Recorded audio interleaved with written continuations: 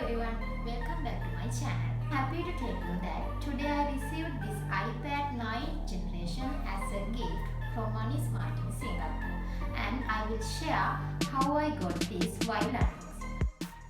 According to the gift, there is only one requirement to be completed. That is that we have to complete over $500. How I received it is that I applied for my city credit card through the Moneysmart Singapore website. If you are a work pass holder or PR holder, then you can also apply.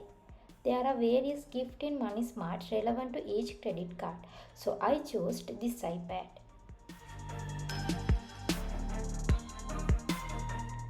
This iPad is 9th generation, which has 64 GB capacity, and this is around $499 in Sing dollars.